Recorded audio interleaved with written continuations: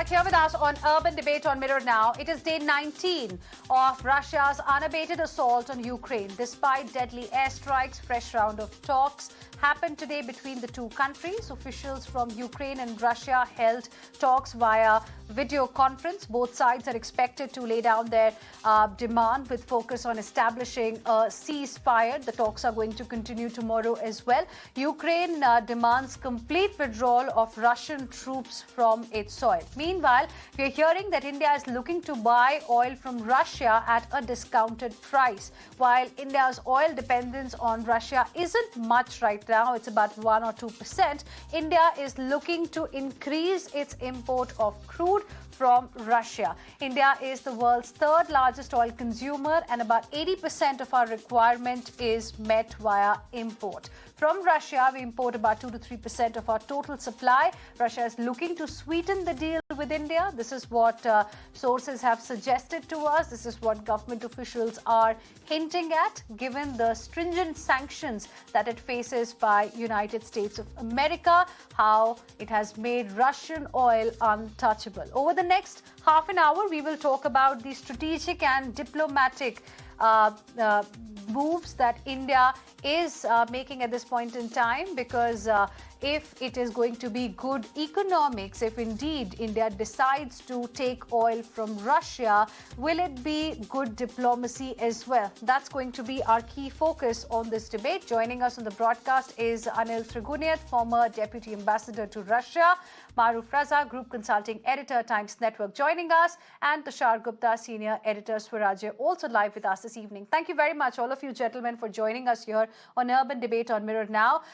Ambassador Triguniat, I want to begin the discussion with you because India is considering taking up a Russian offer to buy its crude oil and some other commodities, as US has made it untouchable, at least for the West. Do you think it'll be, a cause of concern as far as diplomacy is concerned? Will India not then be seen taking sides? Because so far, India has maintained its neutral stand as far as this conflict between Russia and Ukraine is concerned. Or do you think it will be pragmatic? Well, I think that we have to see our national interest. And it will not be seen in any other way if you were to see that the oil and gas has been out of the ambit of the sanctions as of today. European Union has still not, put sanctions on the Russians for this oil and gas. What the Russian Deputy Prime Minister, who called our minister, offered that Russia would be happy to provide a discounted rate. And as the prices have gone up because of this war, obviously it makes good sense to buy it from wherever it is possible, or it is cheaper for us for long term. And Russia would be willing at this stage to provide you long term. Now, one would say that, okay, these might come under sanction. Now, if you were to see when President Putin had come here, and you were, this is not something new that we're talking about. So if you read the joint statement at the time, nearly 90% of it was essentially dealing with energizing our economic relationship. I remember in 1999, 2000, when we were there, we had bought 20% stakes in Sakhalin-1 and the Rosneft at that time. And that has paid several times over for the OVL, the Indian company. And thereafter, again, SR has bought some others. So in the meantime, we were not getting anything. Of course, it's because of the logistics that you don't buy directly the oil from there, but oil is generally traded. So you have it in Russian oil elsewhere, and then you get it. Then you need to get a certain kind of oil for your refineries. So that is also there. So it has been Middle Eastern oil has basically, we have been more dependent on that, or from Nigeria or elsewhere. But I think that India will have to pitch in from elsewhere. Otherwise, we cannot continue with our with any situation. And we have been engaging with Russia. I don't know if the secondary or tertiary sanctions will eventually impact India, because if you were to see Jake Sullivan, the U.S. National Security Advisor's statement to the Chinese, saying that they should not bail out the Russians in that sense. But we have to develop all kinds of possibilities. I mean, that's what is if you are taking a middle ground stand, which is you've abstained on it, that means, but you cannot sacrifice your own national interest. America is not going to fulfill your demands. No one else can. Okay. That's interesting. India needs to keep its own interest first, and the spike in crude oil definitely is not good for Indian economy. Maruf Rasa, where do you stand on this entire matter? Because logistically, of course, it's not going to be very easy. In fact, some international traders have been avoiding Russian oil only, because they do not really want to get entangled into this entire sanction business. Do you think it will be right for India to go ahead and take Russian oil and probably reduce its dependence on Middle East? Quite a few questions in that question. So let me try and address the points that I can remember from what you've asked. But before I get on to answering that, the ambassador has rightly brought out some very important aspects which he knows better than I will perhaps ever do, he having been ambassador to Moscow. I have always maintained, and there are a lot of people who probably think I'm talking through my hat, but if you really do a cost-benefit analysis, you'll find America has more to gain by engaging India and trying to get into this embrace of this very important strategic partnership. But you see, I've always argued also that America thinks with its wallet in its hand. It doesn't get swayed by emotions. So every time it sees a strategic interest in something, it does it, even if it amounts to humoring and building up groups like the Al-Qaeda, who eventually hit America itself. And that is why they went into Afghanistan, because they knew how the Al-Qaeda was positioned there, and they knew where to get revenge. But that's a separate issue. Let me get into Indo-Russia ties. You see, Russia has many strategic elements built into its relationship with India without making such a song and dance about it as Washington does. Oil is not that big, as you have rightly brought out, but there is the possibility of expanding on that. And if you might remember, when Prime Minister Modi went to Russia, he also looked at the Vladivostok Light, which will bring oil and gas from the areas of Russia's Bering Sea via Japan and East Asia into India. There is another Russian vessel, which was the Arctic ships that brought in oil and gas from the Northern Sea route link and came into Gujarat about 6 months ago. So the fact is that this activity has been on. You yourself talked about, Ambassador talked about oil wells and all being an investment of ONGC there. But there are two other things that I wish to highlight. One is that, we have to look after our interests. The same people who say that, we must have a good strategic partnership with the US because their argument is that we have to look after our interests. Here is where your interest counts. You've got to take a strategic decision which is based in the interest of your country, your economy, and your people. And at this point of time, with oil going as high as $139 a barrel at the Brent, and then coming up to rest at about $110, $112, this is all $40 or $50 or maybe $60 over and above what was the calculation in the Finance Ministry, when the budgetary allocations were spelled out earlier this year. So now that oil's gone through the roof, the budget's also going to become unmanageable unless we ease off the pressure on the Indian population and not bring in the pressure of high oil prices, because these are all inflationary prices. There's a bloody problem happening in Ukraine and East Europe. What does it have to do with oil prices that are to be given to us from the Gulf region? But the Satta Bazaar and the marketeers play on people's fears, and they hike up the price and then make it difficult for you to import and absorb that. The second thing is, we are looking at a rupee-ruble trade. It has been done in the past with tea, and if my memory serves me right, it was done in the past with defense deals also when Russia was at the end of the Cold War. But now it was a dollar deal, but now Russia also imports pharmaceuticals from India. It also imports tea and some other items. We need not just oil. We need also, oil for cooking, such as sunflower oil and various other things, which also has an impact on the economy. That all also used to come from Russia, Ukraine. So there is another element where we can exploit. Otherwise, as we discussed on your show earlier, you might remember we debated a bit about how much strategic reserves can you pull out. And those strategic reserves were pulled out on America's interest and insistence late last year to try and bring the prices of oil down. But it didn't bring the prices of oil down. So strategic reserves were thrown into the Indian market, but oil prices still remained high because they are linked to what is the pricing done by the oil bazaar and in various indices that are existing. Now, the other point that we need to understand is that we have to gradually reduce our dependence on oil and gas from the Middle East. There's 85% oil that comes from there and gas about 50% plus. Russia gives both of that, and I don't think there will be a Russian embargo on Russian oil and gas, at least for some more time, because Europe is heavily dependent on Russian oil and gas. So if you block Russia, the supplies of oil and gas, then Europe should be prepared to freeze. And it is for that reason the Europeans are treading cautiously on their assertions of the Ukrainian invasion. Britain has its own oil resources, so it can make all the noise it wants. But the French and the Germans and so many others are much more cautious.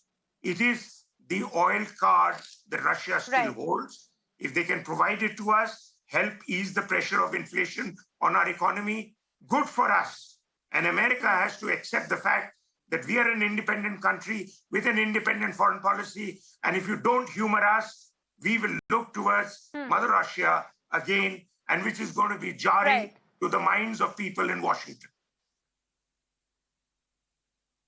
Right. So good economics, clearly something that India really needs. But Tushar Gupta, diplomatically, will it be good? Because don't forget that China has been one of the few countries in the world that has still avoided criticizing Russians for their invasion of Ukraine. And, you know, we are all looking forward to some sort of a change in the world order after this crisis is over. We do not know when, but definitely the day it gets over. See, there is a contradiction there. We keep talking about the changing world order. We keep talking about how China has taken the center stage when it comes to global affairs. Yet when we are viewing the crisis, when we talk about sanctions, when we talk about the question of importing oil, suddenly that Cold War mentality starts to creep in. Again, we say that if we import oil from Russia, will we anger the the administration in Washington? We start looking at it from a Cold War mentality, which is incorrect. If there is one aspect this regime, the Modi government has been consistent on, it's been on a multipolar world. The foreign minister has emphasized time and again that in a multipolar world, countries will engage with each other at a bilateral basis. They'll have their own trade agreements, which would be independent of how the global affairs are going on. So that's the first point. The second point is the US can easily dictate that there has to be an embargo on Russian oil imports because it just imports 10% of its energy needs from Russia, just 10% of its oil. But look at Germany, 30% of its oil needs is coming from Russia. Look at France and look at the United Kingdom, 10, 12%. In some countries which are directly have a stake right now in the Russian-Ukrainian crisis, the share of Russian oil in their imports is as high as 80%. So can you expect them to suddenly seize their imports from Russia? No, you really cannot. The third point is the inflation numbers that just came out today. Both the CPI and the WI inflation is more than where the RBI would ideally like it to be. Now, why the oil cost is high, the fuel prices are going up eventually. The cost is also being passed on to the consumer in the manufactured devices. The companies are now starting on to pass on the cost. So the inflation is also a problem as the numbers today indicate. The final point is the Russian ruble trade. As I learned from my sources in the finance ministry, our trade balance with Russia is such that even if assuming that the rupee-ruble trade doesn't work out, there can be a consideration of a barter when it comes to Russian oil. So that would also be weighing on the minds of the finance ministry. All in all, what we need to remember, the US can make all the noise about the Russian oil, but even they are going to midterms in November later this year, and they would want the oil to be at $70 a barrel, not 110, not 120. Talk of European Union states, they would want the oil to be at $70, $80 a barrel, not more than that. And they wouldn't want to risk their imports from Russia, or as Mehroof sir rightly pointed out, they would freeze to death. Same goes with India. We need our oil barrel to be at $75. That is where our budgeting is. At 110, 120, our entire budgeting goes for a toss. And for that very reason, we should be very, very open to importing from Russia if we are getting a good discount. It makes economic sense, it makes diplomatic sense, it makes political sense.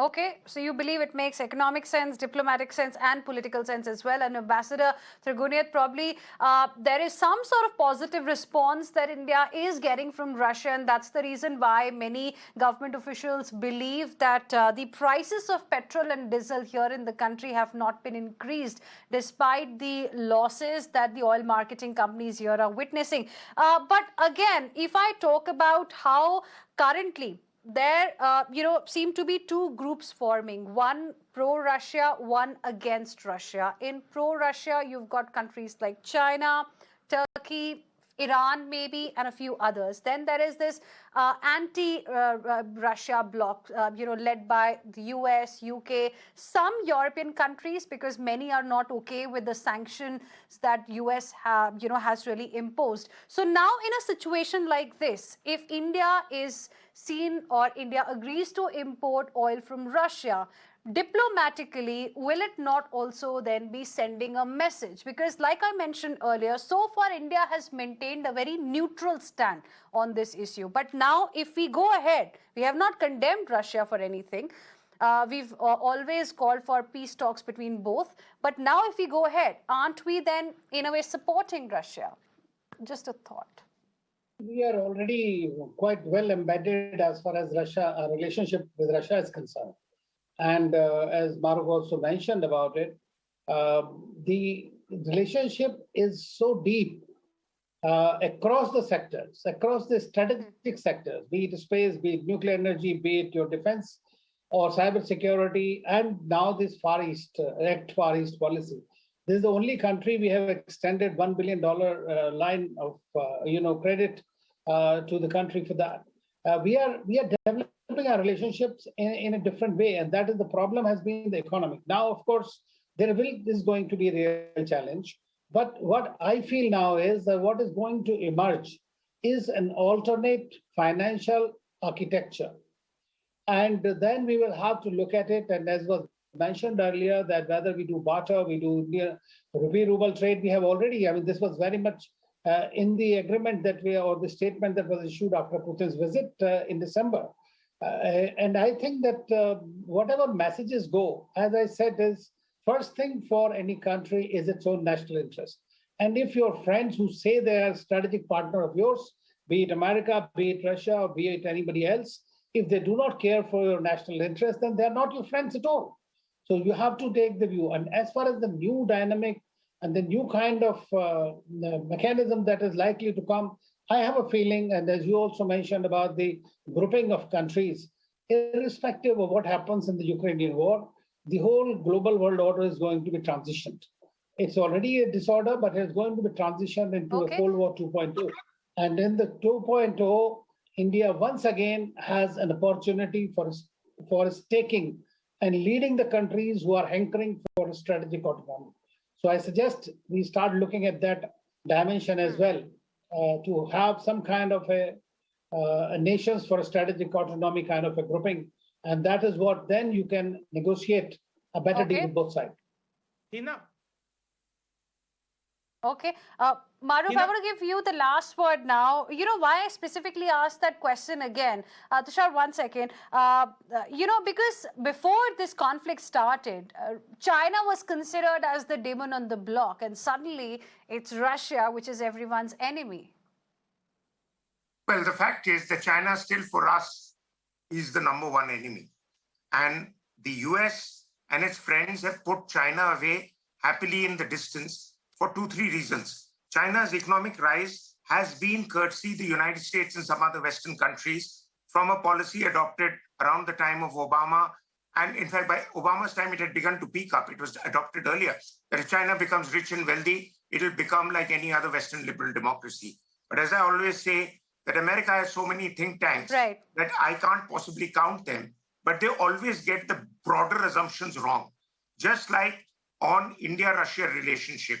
Now, if that, they don't understand that one country that can help us manage the China factor is Russia, not the United States. Actually, China doesn't give much time of the day to the US and its threats. The second thing is, if the US says, come on, we are the Pied Piper, join us, why were they so reluctant to punish and address the core element in Pakistan that is the epicenter of terrorism, is the Pakistani military establishment? But half of them have been very long established buddies with American generals and policymakers. Even now you go to Washington, the way Pakistan aggressively holds sway with the senators and congressmen is something, a lesson we can learn, our diplomats can learn. The other aspect is that when we went along with the Americans for sanctions on Iran, we again lost a friend there. I mean, Iran hasn't done much harm to us. And America's obsession to nail Iran is based on but the we did follow America in November last year when America said that, you know, we are dipping into our strategic reserves. 50 million barrel is what US took out, and we also pledged about 5 million barrels. I want to give you the last word, Tushar, very quickly. I have very little time left. I don't know why we take American morality so seriously. The companies that are exiting Russia today were the same companies that were lobbying for China in the White House after the pandemic struck. So why, as a country with its own interests, with its own economic interests at first, is being apologetic about importing oil from Russia is something that I clearly do not understand. If the companies of America can choose to sanction Russia while being silent from China, like Apple was helping the Chinese regime with the Hong Kong protests, but today wants to boycott Russia. Why should we as a country, for 1.6 billion people and a big market, be apologetic about importing oil to cater to our own economic interests? That's a narrow point. That's a small point. Okay. All right. I appreciate all of you. Thank you very much for joining us here on Urban Debate on Mirror Now this evening. We'll really see what happens in this regard, because government is hopeful that Russia is going to further sweeten the deal. Maybe that's why our petrol and diesel prices have not really gone up even after the election results came out. With this, it's a wrap. Thank you very much for staying with us here on Urban Debate. Heading into a short break, but there's lots lined up for you on the other side as well. Stay with us.